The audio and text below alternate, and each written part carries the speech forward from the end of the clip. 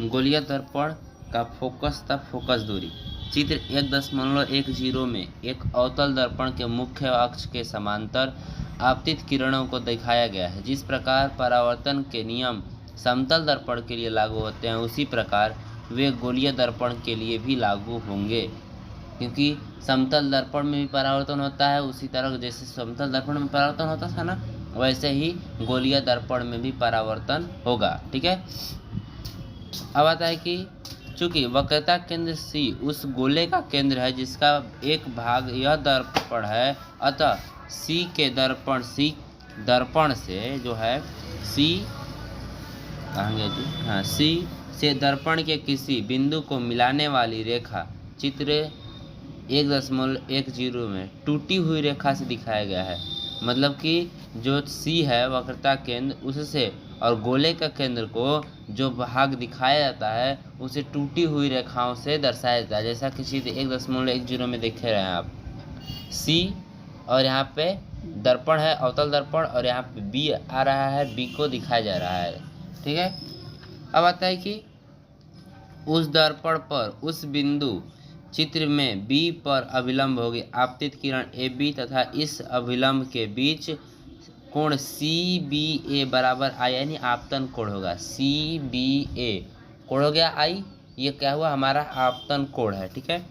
परावर्तन के नियम के अनुसार यह आपतित किरण आपतन कोण के बराबर परावर्तन कोण यानी CBF क्या हुआ है, परावर्तन कोण हुआ। आपतन कोण CBA परावर्तन कोण CBR बनाती हुई BF दिशा में परावर्तित होती है। B जो होगा वो क्या है, हमारा दर्पण पर, मतलब कि जो दर्पण लगाया गया है अवतल दर्पण, उस पे पड़ने वाला प्रकाश का केंद्र है।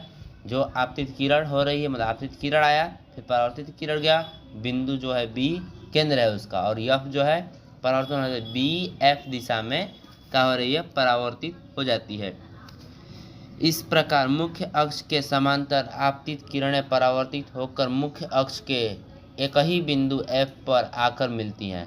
मतलब कि इस प्रकार मुख्य अक्ष जो होता है समांतर किरणें, देखो AB ऊपर हो गया, C यहाँ पे नीचे हो गया, और देखो F के जगह पर जो BF है और नीचे से एक आ रहा है, दोनों आकर के एक जगह मिल रहा है ना, समांतर किरण, उसी को बोला जा रहा है कि ये दोनों आपतित किरणें परावर्तित होकर मुख्य अक्ष से एक ही बिंदु F पर आकर मिलती हैं।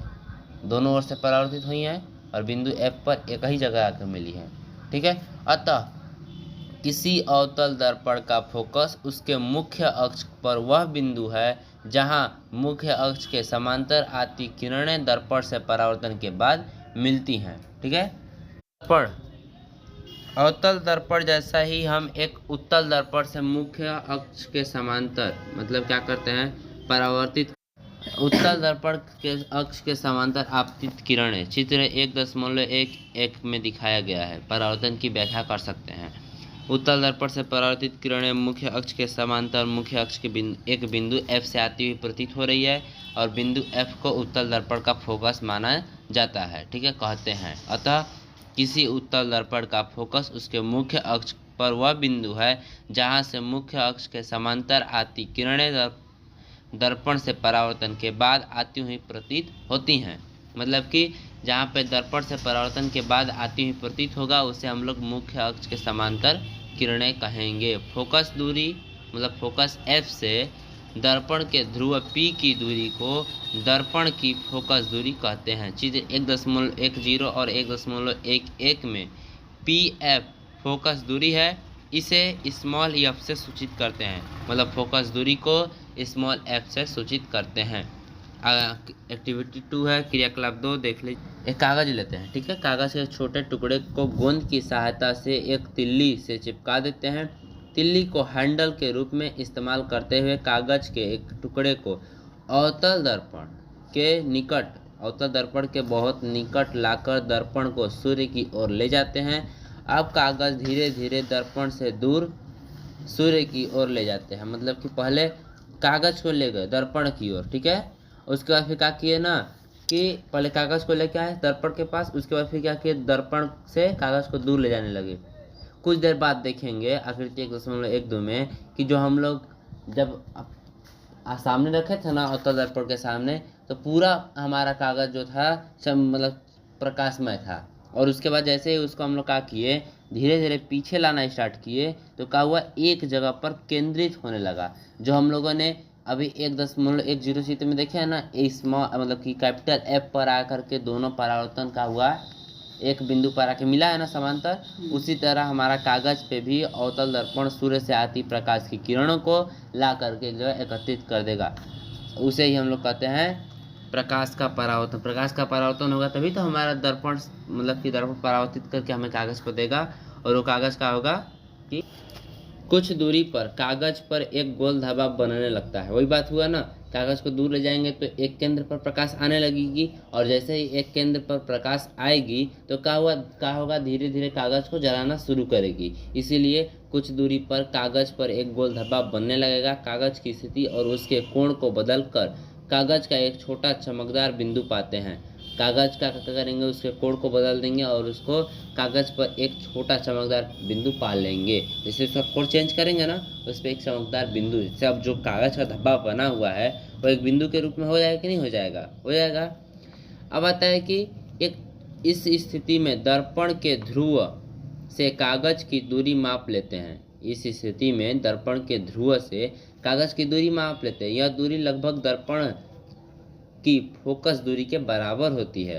अतः कागज को कुछ देर तक उसी स्थिति में रखने पर कागज जलने लगा, क्योंकि सूर्य से आती ऊष्मा प्रकाश की तरह उस बिंदु पर केंद्रित हो जाती है।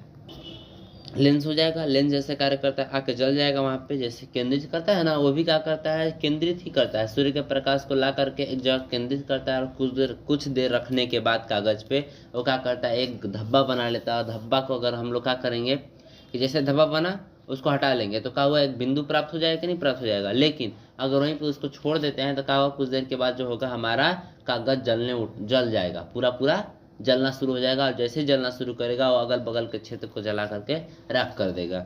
वैसे ही हमारा मतलब कि लेंस ले लीजिए, जैसा कार्य करता है वैसे ये वाला आपका क्रियाकलाप करेगा।